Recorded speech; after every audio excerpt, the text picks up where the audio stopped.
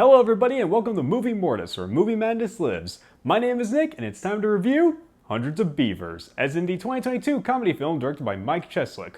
We are not randomly reviewing hundreds of species of individual beavers, disappointing as that may be. Have no fear, there are no spoilers here. This film was about an Applejack salesman named Gene who, after having his normal business destroyed by a beaver, gets into the fur trapping business by catching and killing various animals. He then falls in love with the merchant's daughter, who now has to kill hundreds of beavers in order to win her father's approval. This film is freaking hilarious. It's a slapstick comedy very reminiscent of the old silent film comedies, barely any speaking roles except for one or two words by our main character Gene, along with some voice sounds. Due to the film's very little dialogue, the film relies heavily on visuals for its comedy. This film takes huge influence from early slapstick comedy films, not just its black and white visuals, but also its comedic reliance on slapstick.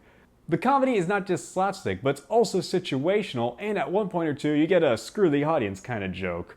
The film mostly revolves around our character Gene, and despite being kind of a goofball during most of the film's runtime, he actually has some really cool character development. Like, he starts off as a clueless alcoholic who has no idea how to survive the harsh cold of winter, often being victim to his failures of trying to catch food. But eventually, he starts learning and adapting on how to catch animals better, eventually getting food, and of course, his own winter clothing.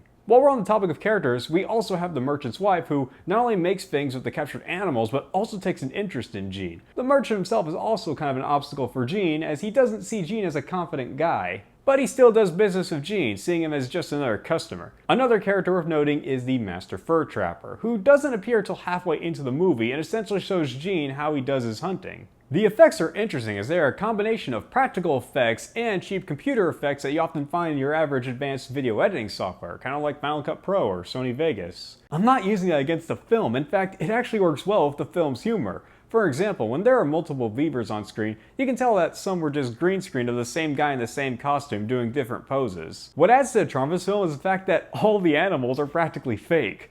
The beavers, wolves, rabbits, and raccoons are just people in costumes, while fish, flies, birds, and other small creatures are just puppets.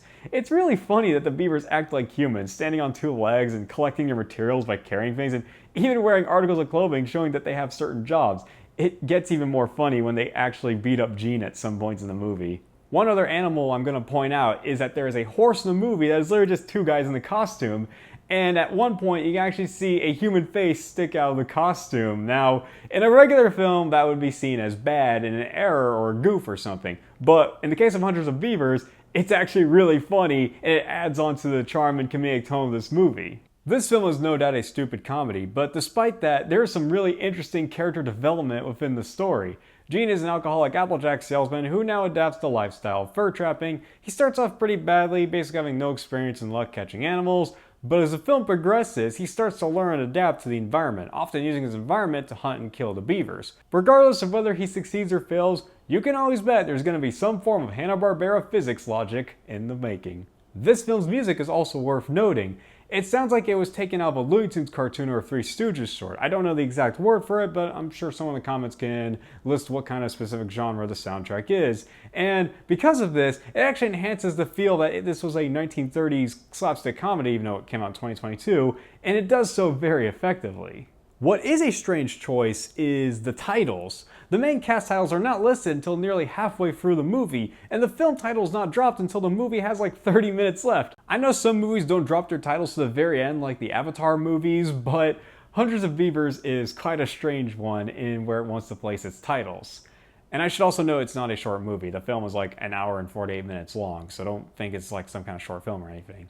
In conclusion, Hundreds of Beavers is a really nice movie. It perfectly captures the feel of an old-timey film, both through visual, sound, and comedy. It is a hilarious movie that had me laughing a lot, but also has a lot of heart and really cool character development. If you are in the mood for a good comedy, I highly recommend Hundreds of Beavers.